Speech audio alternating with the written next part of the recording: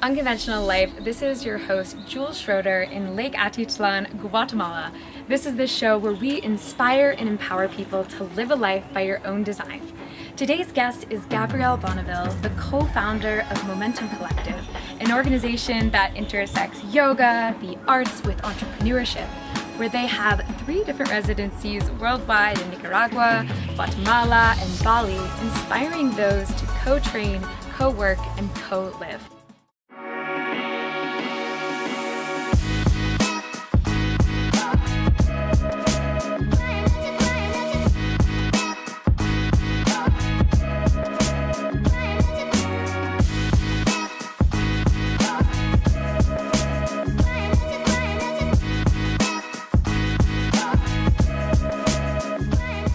Unconventional Life, welcome to Lake Atitlan, Guatemala, where we have Gabrielle Bonneville joining us. She is the co-founder of Momentom Collective, a artist residency for entrepreneurs that combines the arts of co-training, co-working, and co-living. We currently have properties all over the world, including Nicaragua, Bali, Guatemala, which is where we are currently, and are impacting over hundreds of thousands of people since we started this about 2 years ago. So welcome to Unconventional Life. Fill in any gaps that I might have left out and give us a glimpse into your personal life. Sure, yeah. Thanks, Jules. My name is Gabrielle. I'm co-founder of Momentom Collective, and if we could describe it in any way, it's a new age circus where we combine movement acrobatics with introspection practices. And it's been such a great hit. So many people have been interested in coming to learn about this new way of living, basically, and traveling. And we've been able to expand into a few different places. And Guatemala is a beautiful place created by an amazing man, and yes, just training. Yeah, I love that. And I think so often when you think about the circus, Cirque du Soleil, comes to mind when I think about growing up, when I thought about beyond just clowns and, your neighborhood circus, but what circus and the art of circus represents. And I know you're from Montreal, from Quebec City area, and you've really been in the heart of this ecosystem around circus and really are at the evolution of what it looks like in modern day, especially for millennials. So tell us a little bit about what you were noticing with the trend of circus and how this is innovating this industry in so many ways with what you're doing with Momentom. Yeah, absolutely. Anybody who's ever been to Montreal can attest of the beauty of circus culture. It's ingrained in the culture of the city. Everyone is playful and authentic, and there's this secret rule where you just accept people for who they are. And the more authentic you become, the more self-expression that you can implement into your daily practice, the more accepted you become into that society. So growing up, it was really amazing because my whole family is in the circus, and it's, yeah, you're right, clowning, acrobatics, but it became more of how to become a community. And the way that circus has really impacted this project is because we're learning so much on how gypsies and nomads are kind of the same thing, Yeah. They value the same kind of traveling purpose. So Montreal is very ingrained in its city, but now Momentom is really taking it out from Montreal, learning what's best practices and bringing them forward into how to become nomadic. What I love about the nomadic culture is that it's literally built in networking. When I used to think about networking when I started my career about 10 years ago, it looked like pretty nice cocktail dresses, a certain clientele of people, usually during a 2-hour window, and definitely with a cocktail. And when I think about millennials and how they've modernized really the value of health and how they've modernized the value of deeper connection, networking has taken all of these different forms. And the part of the nomadic culture is you're constantly meeting people from different countries, different backgrounds, industries, and relatively people you wouldn't inherently intersect with in your daily life. And so I find that giving yourself opportunity to make more connections and different types of connections not only expands your point of view, but it also expands your center and realm of creation. So I find yourself, if you've been stuck with the same people, whether it's the same set of coworkers or the same set of friends, or maybe even the same town for a long time, get out there. Start by just having 1 or 2 conversations with someone who you feel like wouldn't normally be in your sphere. That's such the beauty of traveling, is that you get to push yourself outside of your comfort zone and ultimately be reflected more knowledge about yourself, which I find inherently just gives you more creative potential to expand in your growth of your business and the things that you really care about in your career. Yeah, I love that. And you know, your story in and of itself, I'd love to know how this all started, but you were at the United Nations, at the UN for the last, you know, several years before starting. And so, you know, we were talking and you were in Morocco when this idea hit to kind of move to Nicaragua and try this out. But how does one go from the UN, which a lot of, you know, our listeners might be like, that would be my dream job, to be at the UN and to be working with human rights and activism, but then really moving into this new concept, and, you know, just give us a little glimpse of what life was like in the path to, you know, getting this whole thing started. I mean, yes, it feels like such a life away from here, but I did the whole getting a master's and getting a job, and I was honored actually to take part in the United Nations. I mean, it's a huge vehicle, and their intention at heart is to promote international human rights. And for me, at that stage of my life, it was amazing. After a few years, though, I realized that my main interest was about, you know, the real change that happens in the world starts from within. And I just remember being in my office and being like, I have no idea who I am and how to express that authenticity. And it was just an impulsive, intuitive reaction to a greater desire to know myself better. Yeah. So I did a yoga teacher training, and then it opened so many doors, and at the same time circus has always been part of my life, so it just ended up being the way. It sounds cliche, but I feel like the universe really just aligned for that moment in my life for me to learn from the United Nations and to becoming more of myself. Yeah.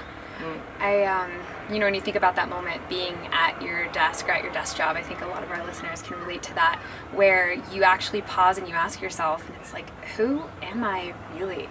And I think that's the whole spirit behind the movement of the Unconventional Life, is this waking up to, I'm not just, you know, this job title, and I'm not just these set of clothes if I'm in professional dress, or I'm not just what people say me to be. And so what advice could you give for those that might be hearing this and be like, you know, Gabrielle, yes, like that is what's happening in my life right now. And what have you learned along the way about really starting to answer and even look at that question of who am I really, without, you know, these models that you've just inherited or that you've chosen to come into? Jeez, that's a great question, Jules. I think we're all trailblazers in our own way. And I think that it all starts from an introspective space. I think that for the peak performance of an individual, there is a balance between introspection and the idea, again, of self-expression. But introspection comes in many ways. It comes in meditation, it comes in vipassana, it comes in psychedelic journeys, it comes from being aware of your breath. Yeah. And taking the time to be within yourself every day allows for you to have the space to introduce the right thoughts into your mind that will inevitably create the realities that you want for yourself. Yeah. So I think that one of the main advice I would give my younger self, and to your listeners as well, is just take the time, whatever way or form that comes intuitively, excitingly for you, to take it every day.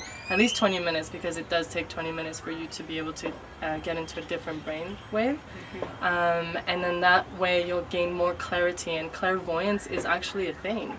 And it's something that you can practice, and it's something that elders and our ancestors looked into a lot. And if we tap into these ancient practices, there is a way of unlocking something that is beyond the physical world. Yeah, I love that. You know, it very much rings true for my journey, and I think in so many ways it's the heart of what you're doing with Momentum. It is very much, you know, the mindset behind really coming into yourself, accessing your creative potential, listening to yourself, and, you know, being in the journey. So for some people, the hero's journey of who you are and figuring it out. And so let's talk about the concept of co-train, co-work, and co-live. Yeah. Because there's been so many, you know, co-work, co-live, the rise of the digital nomad, working remotely, even corporations really starting to back their employees to go for a more digital approach. And how did you see that trend? Because I know you're very much an innovator and you look, you know, far and into advance. And so how have you seen that trend, and how have you, you know, adapted based on what you've been noticing? Again, good question. I think it has to go back to doing an international politics master's. I started seeing the world from a larger scope, bird's eye view, I guess. And I noticed different trends while I was studying that in that conventional education platform. But I also started noticing my own desire to travel, you know? And when I was traveling, there was this thing where I would go to hostels, and the idea of meeting new people was amazing.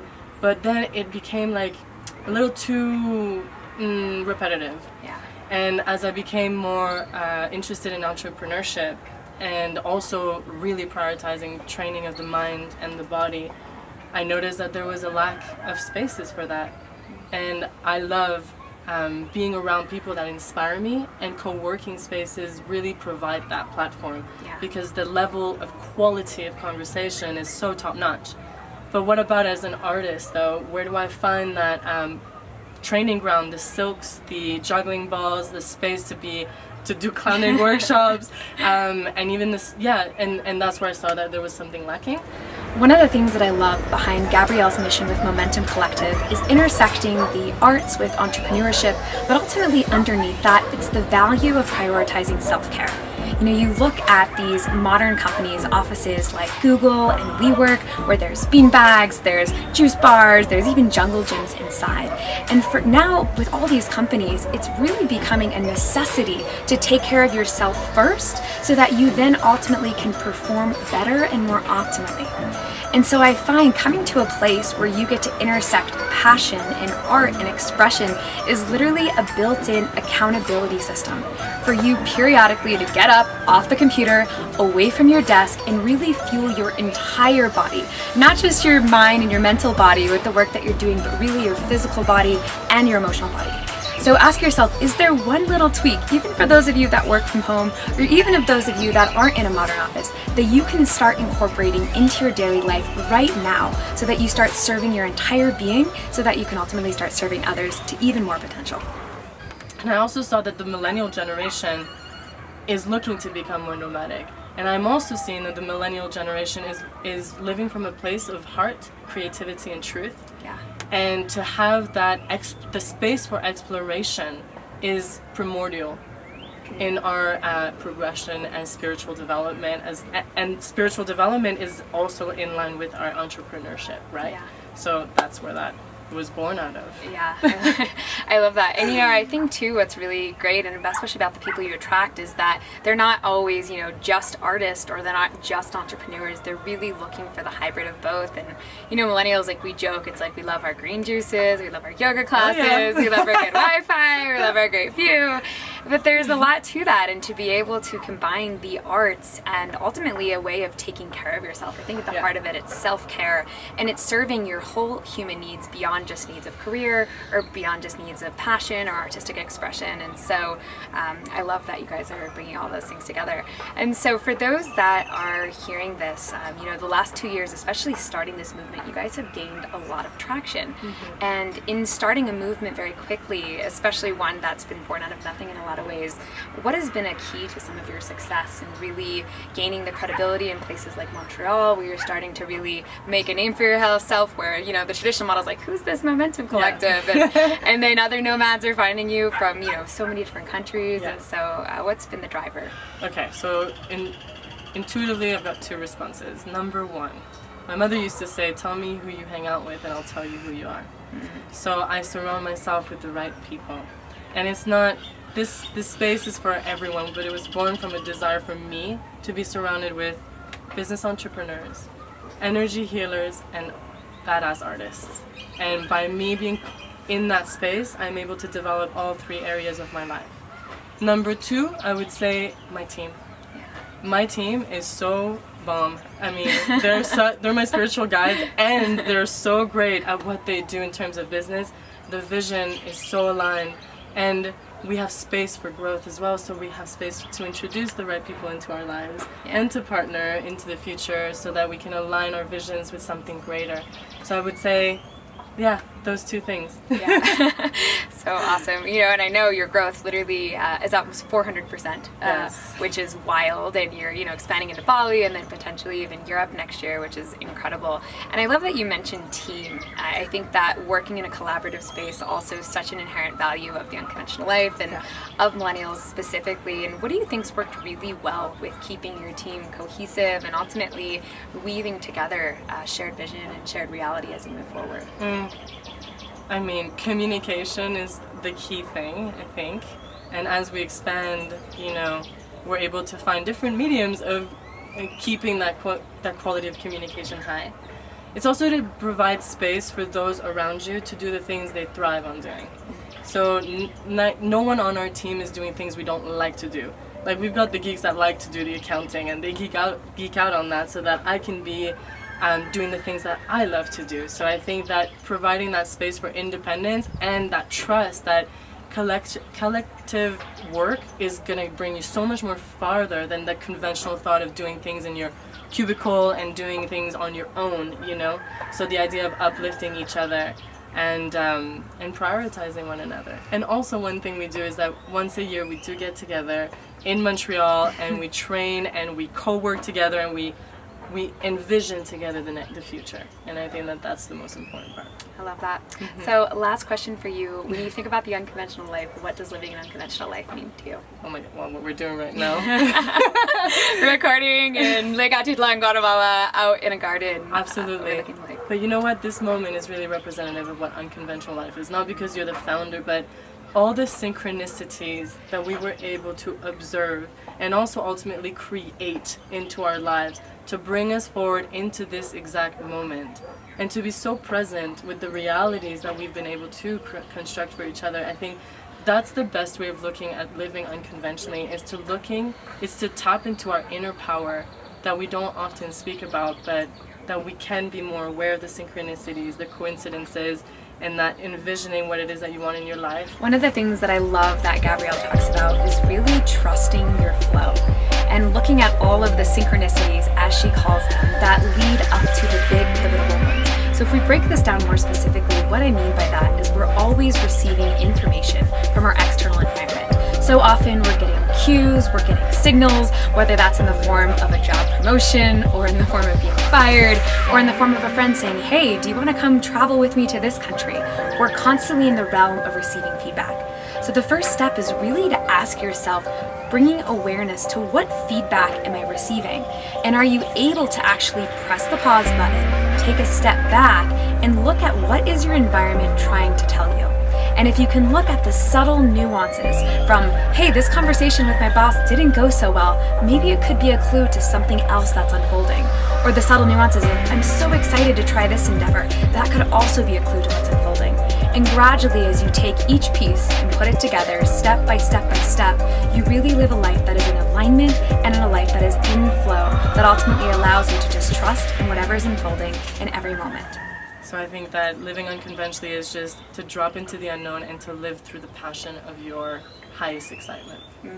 Trust the path, everyone. Gabrielle Bonneville, co-founder of Momentom Collective, Unconventional Life family, thank you so much for tuning in. Thank you, Jules.